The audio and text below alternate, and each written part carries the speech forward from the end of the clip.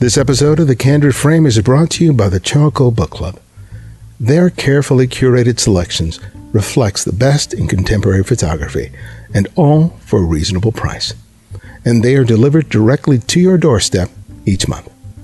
They offer free shipping to the US, Canada, and the UK. It's subsidized elsewhere. It's a great way to begin or expand your photo library. Join the club at charcoalbookclub.com today, and remember to use the code TheCandidFrame at checkout and receive a 10% discount on your first membership payment. Happy New Year. I hope you had a wonderful holiday season. 2022 was a tough year, but we're glad we made it to 2023 and the 16th season of The Candid Frame. Now, when we become serious about our photography, our shared goal is to consistently make good photographs. Hours are spent choosing the right camera, learning to use software, reading books, and drawing inspiration from others.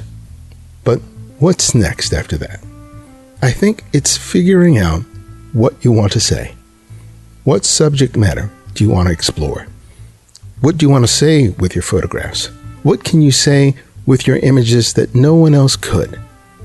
Mike Poggioli has been on that journey since picking up a camera. He began with urban landscapes and architecture in Chicago.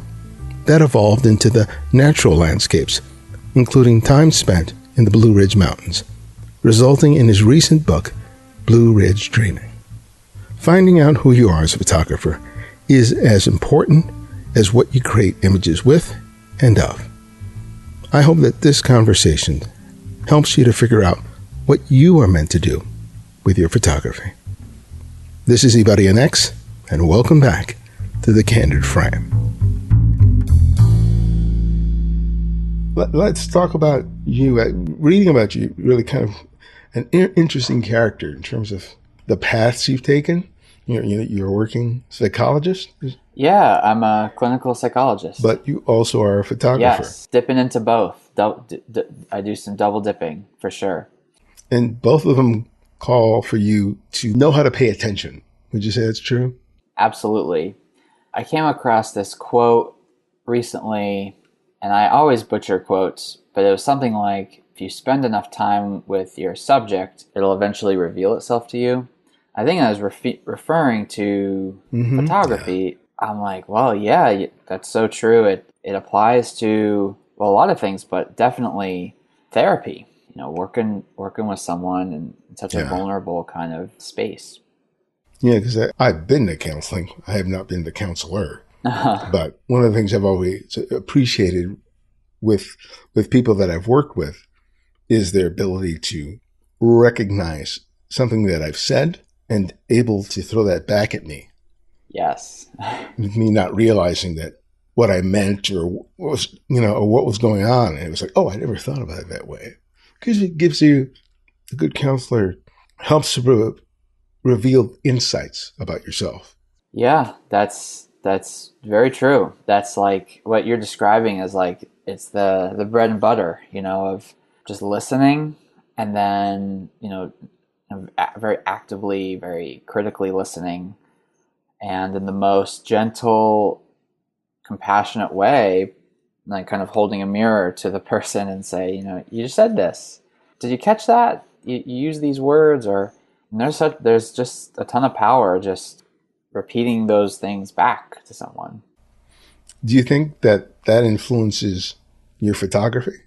Yeah, that stance of stepping back, taking things in, listening, or just kind of observing. So yeah, something I use a lot in my clinical practice is just, mindfulness, the practice of mindfulness. I try to use it for myself as a therapist, try to do mindfulness practices with my clients. But I think there are so many parallels. I kind of break down mindfulness into the what's and the hows. There's observing with your senses, there's describing, and then there's participating, which is just kind of like throwing yourself into the moment. And the how that you do that is non-judgmentally, one mindfully, and effectively.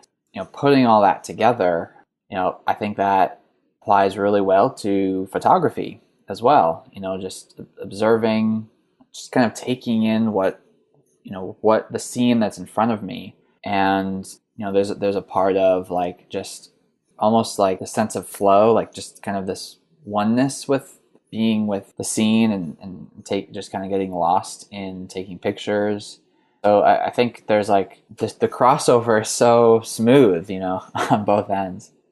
In a lot of nature photography, I think there's maybe one or two ways, or maybe even more, in terms of how people approach it. One, people will research a location likely that's been photographed countless times before, and they'll go out with the intention of making their own version of that scene. Mm-hmm. And then there are other photographers who, will go hiking, go exploring, not knowing exactly what they're going to get, but having a sense that either because they've been there before or just because of their previous research or observation, mm-hmm. will decide to, take a hike and go explore and see if something reveals itself. Mm-hmm. And some photographers have a very difficult grasping getting lost in the wilderness. In some cases, it's a good thing, at least creatively. You got to have a compass to make sure you get back to your car, but I've always admired that about photographers who will just will go on the hike and just wait to see what's revealed to them. Mm-hmm. How much of that process feeds your own photography?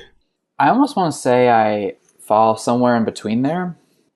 I love researching new spots like Google Maps or just like the Earth mode, looking up the weather forecast, and a really helpful site, I think it's mountainforecast.com, which has like specific forecasts for like certain mountain peaks and certain elevations, which has been really a clutch tool.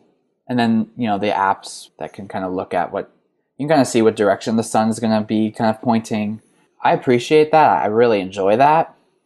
But I've learned even those tools are never a guarantee. And so I think I kind of balance that with, it's good to come in with a plan, to be thoughtful about, where you're going and when you're going to go. But at the same time, I've learned this the hard way, not to get my hopes up. So the image I have in mind may or may not come to fruition, but I've kind of learned to accept that. Like there are, countless other opportunities to take a photo along the way. And if I just get like so caught up in that one, like, oh, I have to get this one photo that is really popular that other people have done, and I have to put my spin on it. There have been times where, it's completely, maybe there's a pop-up thunderstorm, which, you just can't plan for. And you kind of have to just go with the flow. So I'll say, it's a nice challenge, and staying open to maybe have to get a little creative. I'd say, I kind of fall in the middle of that somehow. Because the commitment to going out, like, for example, I'm a street photographer, and even though the world isn't immediately at my doorstep, and I have to drive somewhere in order to photograph there's the likelihood that I might not get anything. But for me, it's not that big of a deal because I didn't have to go that far. Mm-hmm. Right. So I'm not so fully invested that I've got to get a shot today. But when you're doing the kind of work that you're doing, it's very likely that you may not get what you want, and makes you maybe experience some self-doubt, mm-hmm. or you may put too much weight on this particular day in trying to get something. Mm-hmm. How do you sort of work with that and not let it completely pollute what you're trying to do? Like being in the moment. I have to be honest. I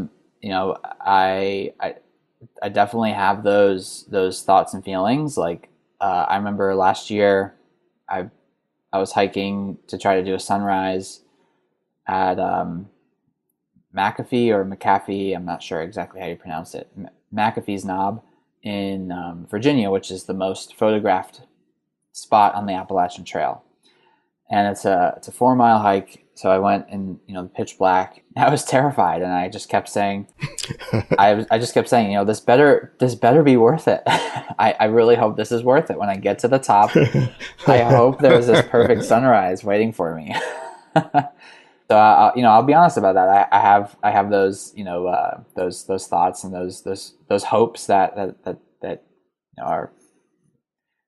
I'm putting a lot of work in, and I have that expectation or that hope at least that there'll be a payoff. On the other hand, I'll also say, as I think about it, I don't think I've ever kind of walked away, even when there's been a bad. I can't even call it bad. Maybe something that I didn't expect, like. I'm expecting this really amazing sunset and it's just all cloudy. There's that initial disappointment, but I don't think I've ever walked away from something like that feeling defeated or like I wasted my time, because I've almost kind of treated it as a challenge. Like, okay, here it is. Here's the reality. And I can choose to either throw my hands up and give up or still push myself creatively and see what I get. Maybe this is an opportunity to try something different or work with the diffuse light of a cloudy day. So, and that's where I think mindfulness for me comes in. There's a acceptance component of it. It's hard. It's been useful for me. When you first started returning to photography, you were living in Chicago. And you even produced a book. Mm-hmm. And there it was a lot about architecture, the city itself. Mm-hmm. But then now I see the kind of work that you're doing in the outdoors and nature. And it's a little surprising to see that one photographer created both of these bodies of work that are very different in terms of subject matter, but in terms of the way that you see, from the images that I've seen, I see the linkage between the two. Mm-hmm. So tell me how photographing in the city benefited you in terms of exploring the wilderness. Man, I love Chicago. I love architecture. I love big cities. I sometimes daydream about Chicago's skyline. So I'll put that out there. Yeah, Chicago and street photography, city photography is where I think where I fell in love with photography. And something I really came to love was just like the harsh light peeking through the, in between buildings and leaving these like long streaks of light, watching kind of pedestrians walk across it. And then something I also loved about Chicago was they call it the grid. Everything is lined up on a grid, but the street lights are this like really recognizable like orange color, and they turn on when it rains, even if it's like the middle of the day. And so just the pop of like orange glow, and then the rain, and then these like kind of a darker bluish kind of tones in the streets, even against the pavement, like finding that blue orange complementary colors is kind of where I fell in love with photography and kind of chasing those colors and those pops of light. That's where that kind of started. And I think I'm still chasing that in the mountains. Mm-hmm. When the sunrise and sunset, the first and last light, there's this light kind of streaming through the peaks and through the layers of the mountains. It creates a really nice contrast of this warm light. And then you see kind of like the darker parts of the mountains that are in the shadow. Just so happens that I ended up in the Blue Ridge Mountains. They have this like kind of bluish tint to them. I don't know. It was interesting how that kind of worked out. When I look at your work, you're not a photographer who's shooting color.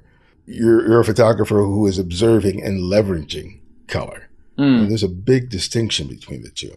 Mm-hmm. There's a consciousness not only of the light and the shadow, but about the relationships of color in terms of how they may complement each other or how they may contrast.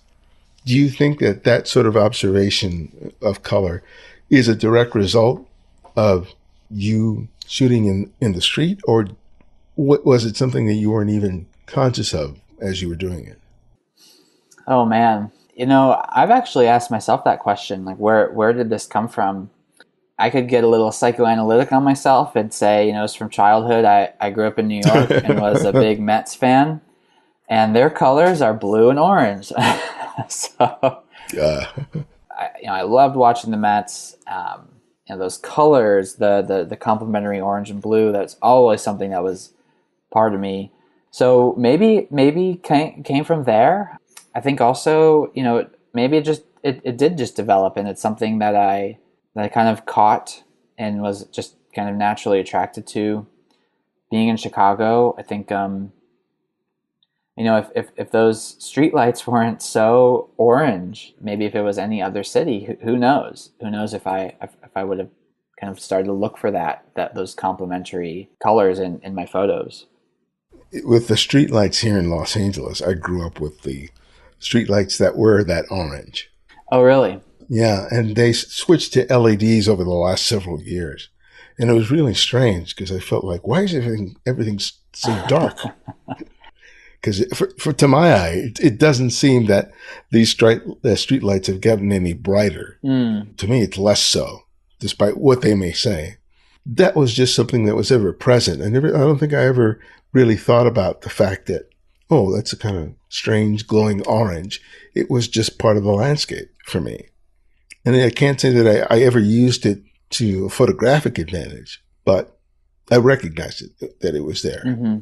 I think when you have an understanding of how light transforms color, I think that is a great place to be as a photographer, because you recognize that there isn't one singular color that's in front of me, because if that same thing that I'm observing is shot once in direct sunlight and then later in shade and then later by neon from a storefront, that color is just going to be different things. It will be different, a different subject every time I approach it. Mm-hmm. Sometimes I even though I can recognize that in the urban environment, I sometimes struggle when I go into the outdoors, being able to sort of apply it the same way. Was that difficult for you? Yeah. When I moved to Asheville, I knew there were the Blue Ridge Mountains, and I knew it has a very small downtown that would not be conducive to very many street photography opportunities. I have gotten down there and tried and gotten a few, but yeah, I do feel like I had almost like a mini, I wouldn't call it a crisis, but I maybe call it I think I was feeling like a little stuck.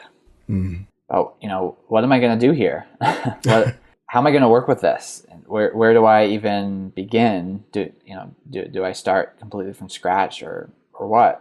I think for a while, I think I took a bunch of opportunities just to go out and not really bring my camera, just explore, go on day hikes, sunrise hikes, sunset hikes, and just kind of see what there was, kind of take it in. And I think it wasn't after a couple months till I actually brought my camera out. And I think what kind of clicked was seeing, I think I kind of got lucky, but the first sunrise that I actually brought my camera to, it was this overlook on the Blue Ridge Parkway.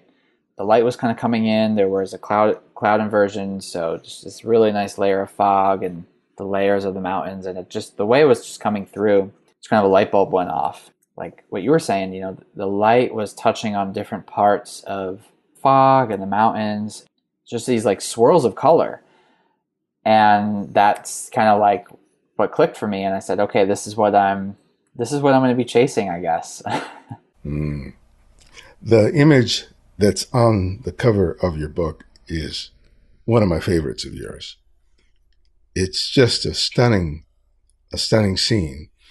If you could share the story of how you came to make that photograph, I think it kind of exemplifies how you approach things and how you see things. Yeah, it's funny because that photo came so close to never happening. Yeah, I think the story would you're right, would kind of exemplify my thought process when I'm taking pictures. It was just a fall fall morning, I kind of went out to, as I would usually do, I try to catch some sunrises at least a few times a month on the weekend. And I was just kind of driving along, and I'll usually pick an overlook because there's so many. That's something I love about the Parkway to start out at, and then I'll just kind of drive depending on what the weather conditions are. It's pretty cool because you turn a corner and you can get a completely different kind of weather situation. Like one side of the Parkway could be completely engulfed in fog, and then you turn this corner and it completely opens up. I was just kind of driving, and then we went to a waterfall called Crabtree Falls, which is really beautiful waterfall. And then I was driving home. It was a Saturday morning, and it was still pretty early. Backtrack a week ago, a week before, no, 2 weeks before, I was driving the same area, and I saw that little cabin just hanging out. And I thought to myself, I should pull over and just take a picture. And that's a really cool cabin. But I think I was actually on a time limit. I had somewhere to be, so I was actually rushing home. I was late. So yeah, talk about balancing two different parts of life. But I said to myself, I'm gonna come back and see what happens, and maybe I'll stop next time. So it was this Saturday morning, and I'm driving past, and I again was running a little bit behind, sensing a theme here. I drove by it. I said, I'm not, maybe I'll get it another time. And something, I just kind of checked myself and said, when's the next time, and is it really going to take that long? And why not just pull over? I'll turn around and go back. And so I did. And the moment I parked on the side of the road, fog just kind of started to clear up, almost like made room for this cabin for me to take pictures of it. And then my shutter just I just was clicking away like as many times as I could. Like I couldn't believe it. So the sky was clearing up, but the fog was still kind of lingering, and this little cabin looked really cozy, and the fall colors were at peak. I still don't know why I was saying, second guessing myself and not, why I just wasn't going to pull over, but I'm really glad I did. Yeah, so now I just pull over. When in doubt, I pull over and I take the picture. Good move. Yeah. I've had experiences just like that. And I'm driving somewhere, especially here in Los Angeles. I'll see something, and I'm tempted to get to where I need to go. And I go, I'll just pass it up. And then there are moments where I tell myself, what am I thinking? Turn around, find a parking space, walk over there and make the damn photograph. As a photographer, I have every excuse not to get out of the car and do that. Oh, it's so inconvenient. I'll never find a parking space, blah, blah, blah, blah, blah. And there's part of me that just says, idiot, this is what you do. Go out and make the damn picture. It's not going to kill you. Right. And I think part of it is it's about prioritizing. Because when I'm thinking of just rushing home or going back to the studio, it's all about, well, I need to get there as soon as possible because I have all this work to do, which is a reasonable excuse. But there's another part of me is going, this is what you love to do. Why not take the 5 minutes it's going to take you to do it and just do it? Mm-hmm. And I can't say that my creative side always wins. There was a green shopping cart at a location where one of our favorite bakeries were, and the late afternoon light was hitting it. And it was just in the exact same place for 3 consecutive days. And I never got out of the car because I was prioritizing something else that I had to do. I certainly had the time. And yes, it would have been inconvenient to go and try and find a parking space. But I know I'm happier with myself when I make the choice to make the photograph. Mm-hmm. Stopping to make a photograph has never kept me from doing the work, quote unquote, that I have to do, be it an appointment or meeting a deadline. So to me, I always know it's a BS excuse. That little gremlin in my mind telling me, oh, don't bother. Mm-hmm. But as I tell a lot of people, you got to feed you got to feed the beast. Yeah. You're either going to feed the one that's always going to go with the excuses and every reason you shouldn't, and the other is the one who encourages to go and make the photograph. Depending on which one you do more of, that's the beast that's gonna grow. Yeah, I could not agree more with that. I fed the beast, the good beast. Because you're working as a clinical psychologist, and so you have, I can imagine, a very sort of busy schedule. How often do you get out to just go out and make photographs? And do you really have to plan ahead of time in order to make those moments happen? In the past year, so just about a year ago, almost exactly a year ago, I got licensed. So since then, this past year especially, I've really been working on just building my practice up. This is like kind of the busiest I've been in a while, so it's been even more of a challenge. I'd say one of the perks of having been in training for so long in grad school was that the luxury of being a student is the schedule is a bit more open. So I seized those opportunities. So it has been, like just the past year has been a lot harder. And I have had to be a lot more kind of intentional about when I go out, with my fiance, it's kind of an understanding that I've got to feed the beast. I've got to feed the bug, the photography bug. Usually what happens is it'll be like a Saturday morning. I'll go out for a sunrise. And the nice thing about that is once I'm back, there's still the rest of the day and we can kind of spend it together and do what we want to do together.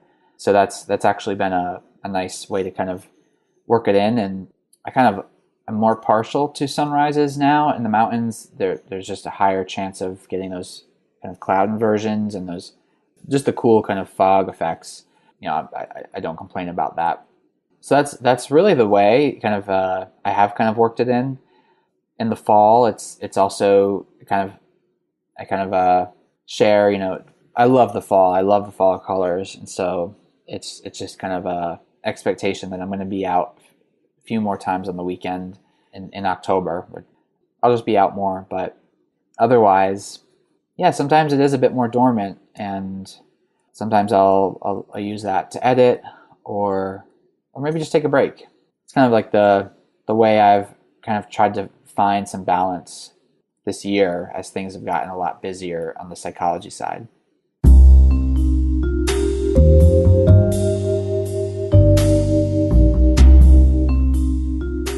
I'm starting off the new year with the release of a new ebook titled The Visual Path.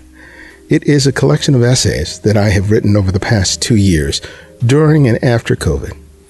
It explores how my photographic process changed and developed in ways that I believe have made me a better photographer. It provides you valuable insight not only into how I think about my own process, but tips for discovering how to create a personal creative path for yourself. It's available on the Candor Frame website for only $10 and helps to contribute not only to the production of the show, but also meet the costs involved in repairing the studio from recent flood damage. This, along with becoming a Patreon supporter, is a great way for you to support our work here at the podcast. Purchase and download a copy today by visiting the website or clicking on the link in the show notes.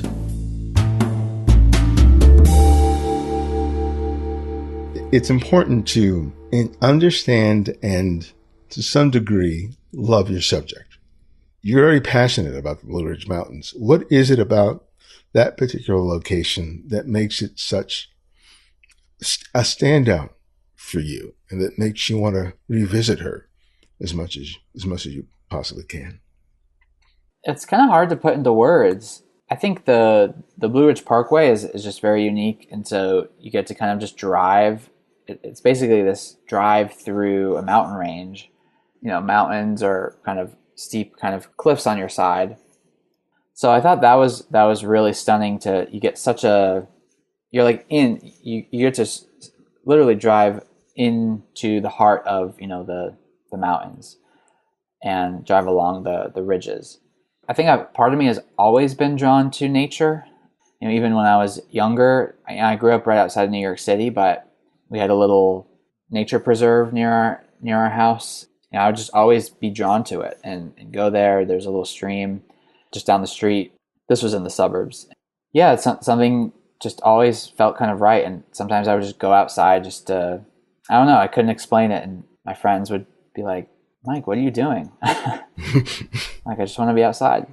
So I think there was something from the very beginning. And I know that kind of sounds weird, but I think when I first visited Asheville and the Blue Ridge Mountains, it was in the summer and everything was just so lush and so full, and just reading more about the history of it and how ancient those mountains are, and how just the biodiversity in them, and so many ecologists do so much research there. It's just such a rich kind of fertile kind of place. Sometimes I'll be walking around and feel like I'm in like the middle of a Jurassic Park movie. I think that all of that kind of culminating, and then just knowing how ancient they are. Some of the oldest mountains in the world, and I think all of that just kind of called to me in some way. It's hard to put to words fully, to be honest. In photography, I think there are two times that I discover a photograph. It's that moment where I'm out on the street, I see a scene, and for whatever reason, I think it's worthy of a photograph and make it. And then secondly is when I sit down at the computer, cull through the images and make a selection, and begin working on it in Lightroom. I use a profile in my Fuji cameras that gives me a relatively flat interpretation of the raw file. It's not a bunch of punching up the colors or the contrast. It's as minimal it's as minimal as it can be, because I prefer when I'm sitting in front of Lightroom to really think about how I want to interpret this image, in terms of color, in terms of how much contrast. And I think each picture is deserving of its own specific attention, and isn't just reliant on using a preset over and over again. But I'm really curious to hear about your process, from working with the raw image, and when you have the chance to really re-examine what you made and interpret it in a way using software that really speaks to both what you saw, but what you felt when you saw it. Yeah, so I definitely, it starts before the editing, like you had mentioned, I'm always kind of looking for those pictures that are gonna, I like that word, leverage the color, the darker bluish tones with the warmer kind of brighter tones. So I'm always kind of looking for that. And then I use kind of like a base kind of preset that I've made that really just works on the S curve. Mm-hmm. Yeah, every image is different depending on where the light is coming from, or what kind of textures, or just based on each picture is unique. Like you had mentioned, I definitely agree with that.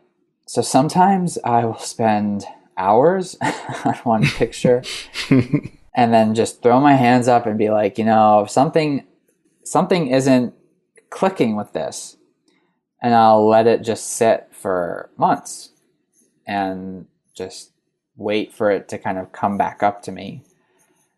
There have been other times where, I shoot it the night of or the day of, get home, I'm like, that's the one, quick edit, and boom, it's ready to go. Mm-hmm. I'd say that's rarer for me. People will, I think most people who know me would say I really like to take my time with things. So it'll usually be the slower version, but yeah, I will spend hours sometimes on these, editing these images. Something I have also tried to really do is, I have Photoshop, but I really haven't used it. I only know like a couple tools from a class in college. I don't know it too well, but with Lightroom, something I've always appreciated is anything I edit is, I'm working with what's already in the image. And there are times where I'll lower some of the other colors. For some reason, green and I just don't work well together. So a lot of times I'll usually desaturate the greens, kind of really to kind of help create kind of that isolate the oranges and the blues. But yeah, it comes down to fine tuning each photo and what feels right and how I kind of want it to feel. It has to have that pop of warmth, but also kind of these dark shadows. I have a lot of fun editing each one. Yeah, because I have two approaches that I make with photograph. If I know that there's an image that I took that I am going to post to Instagram, that edit is quick. Mm-hmm. It's really not. It's not the kind of edit where I'm going to be spending a long time with it. Mm-hmm. But it's always interesting when weeks or months later I come back to that file because I want to work on it more than likely to produce a print. I start paying attention to the more subtle nuances that exist in the photograph that you can't possibly pick up when you're doing a fast edit. And I really enjoy that time because I get to rediscover the scene in much the same way when I made the photograph. That's been important to sort of understand the importance of waiting to explore the image in software, be it Lightroom, Photoshop, whatever else is out there. Every time I approach a file, I'm doing something different. Even if it's the same image and I'm returning to it months or years later. I think that much of it is about, it's not so much about look, but it's more about feeling. I want to feel the image after I've done all that work. It's not just because I want to sauce it up with a bunch of filters and S-curves and sort of resets. I want presets. It's like I want it to feel the way I felt when I discovered the scene in the first place. And but I don't want to have an image that is so polluted by all the bells and whistles that the software provides that it becomes more about the technique than about the photograph. Do you struggle with that yourself? Yes, absolutely. It's been interesting. Even as Instagram, I've noticed has been changing, moving more to like reels, and a lot of the photographers I follow are doing more like tutorials and before and afters, and I'm learning a lot. I'm like, oh, there's that technique I could do. There's that technique, and just to be honest, it's sometimes I'll find myself getting intimidated. Like, what? Well, I don't use that. Should I be using that? It is very tempting to think about that. Like, and I have to be very careful to not let that kind of seep into, well, at the core of this is, yeah, I love the way you put it. I'm rediscovering the very feeling that I had. And that's something I've kind of always kind of told myself I'm shooting what I feel. And staying connected to that when there's all this other noise out there, and like how is this person editing? Is this like theirs, or how is this going to do on social media or something like that? So I think it's getting even harder to, I think, in my opinion, it's getting harder to stay connected to that original, that feeling, that what drew me to that composition in the first place. But when I stick with it, it feels right. There's a feeling to it. There's the feeling of peace. There's a feeling of comfort for me. And so just kind of sticking with that is, it's hard. I've definitely struggled with it. And, it's a fine line between wanting to grow as a photographer and, expand your repertoire, but not compromise the original vision. Why am I shooting? coming back to those basics. What do I love about photography? Yeah, I'd say, it's definitely sometimes a struggle. Yeah. But you have to come to the point where you trust yourself or trust your process, even though you may not see it reflected in other people's work, which I think is a good thing, because if you're not seeing it in other people's work, then it's more than likely it's unique to you. Yes. But because you're not seeing it in other people's work, it makes you question whether you're doing things right, quote unquote. I think that's a struggle that every photographer has, not just once, but multiple times in their photographic lifetime. Mm-hmm. If it feels right in your gut, you just got to go with it, because there's always going to be some yahoo who wants to point out what you're doing wrong. Mm-hmm. You just got to let that go and just believe that even if it doesn't match what you intended to, the fact that you still pursued it is what's important. Because I think that you learn, and I learn from those images that don't work, where it almost works. And sometimes it's just either the moment when I decided to press the shutter release, or when I'm revisiting the image and massaging it in Lightroom.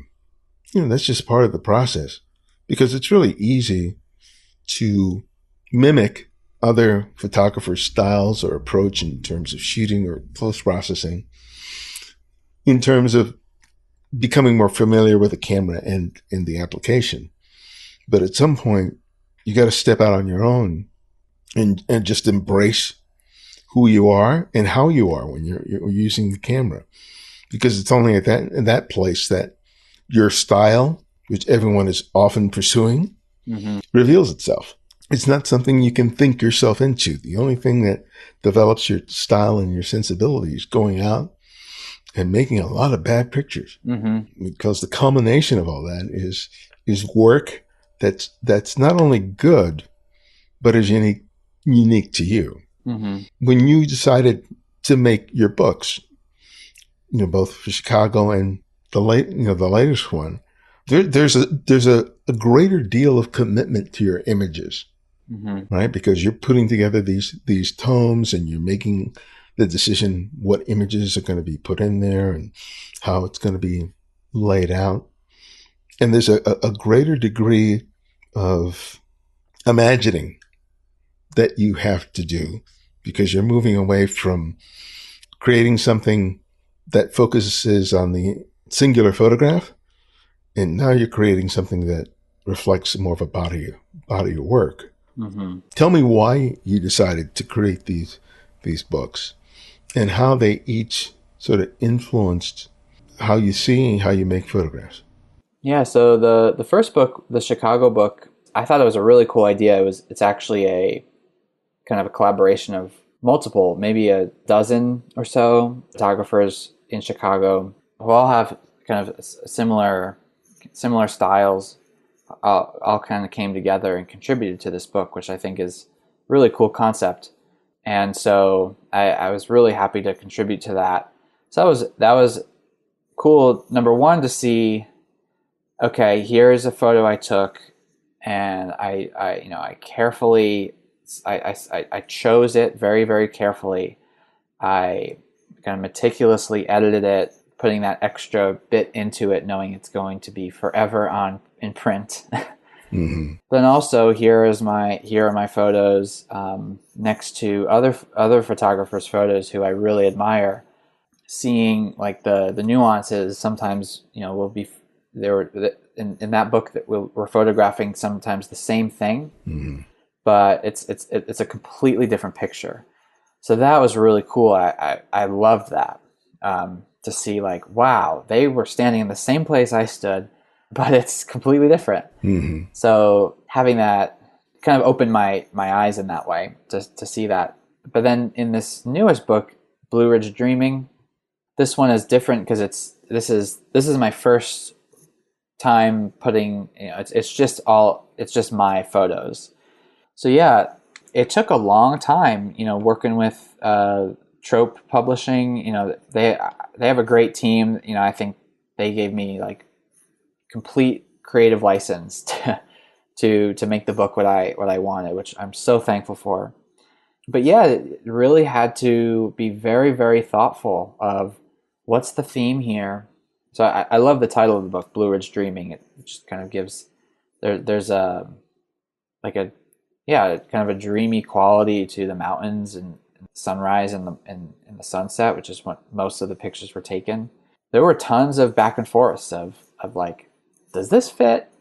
Where was this go? What page would this go on? And what was also a really great process was there's poetry and quotes. So, or more famous writers, but also local poets. So pairing those with the prints was also a challenge. So yeah, a ton of different thought, I think deeper thought, that had to go with each picture. Like, how does it correspond to the one next to it, or the one before it, or the one that's on the next page? So I think if anything, it helped me gain a better appreciation for photos in print, photo books, but also just what it means to have a cohesive like body of work, of images that are unique, but also kind of all have this dialogue with one another. So yeah, it was a really, really laborious, but also, very satisfying process. What did you learn about yourself as a photographer as a result of producing the book? Oh man, I think I doubt myself a lot. The publisher and the team, they had a lot of confidence in me, and it felt really good. I think I don't think I give myself enough credit sometimes. So I think to have a bit more, you were talking about trust, just trusting in your own vision. And I think as a photographer, it's really easy to underestimate the impact of our own unique kind of perspective and vision. So I think that's one of the biggest things I learned about myself, just to have more trust in what I see and its value. Other people want to see it. Also that I want to make another book. Maybe not now, but sometime in the future. Since then I've been out a bunch of times this fall already. I've been exploring handfuls of new locations that I wish could have been in this one. So there's just so much more here in the area and in the Blue Ridge area to capture. So if anything, it gave me more motivation to keep exploring. Well, my last question that I ask each guest is I ask them to recommend a photographer for our listeners to discover and explore on their own. So who would that photographer be and why? Gosh, there's so many. Someone I kind of met recently. We haven't met in person, but I think we share similar vision, and he's just he seems like a really great person and photographer. His name is Bryan Minear. Just the interactions I've had with him, just extremely supportive and is extremely creative. I think extremely talented, and we both don't work well with green. So I think there's a similar kind of color palette that we share.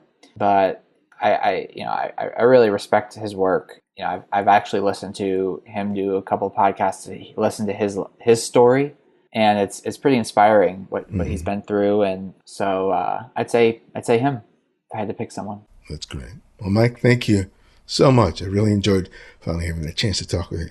Yeah, me too. Thanks for having me. It's an honor to talk with you and to be with you on this podcast.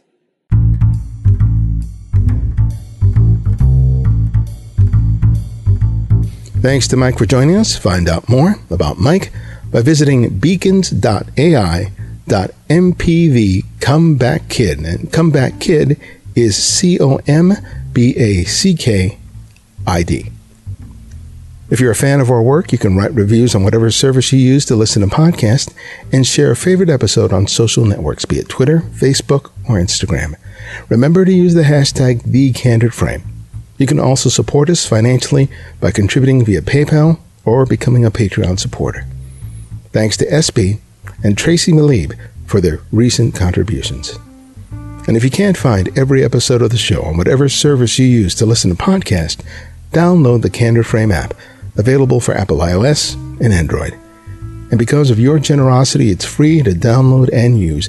No additional purchases are required. The Candid Frame's audio engineer is Martin Taylor, who you can find at theothermartintaylor.com. The show's senior producer is Cynthia Parker, and our music is from Kevin MacLeod, whose royalty-free music can be found at incompetech.com.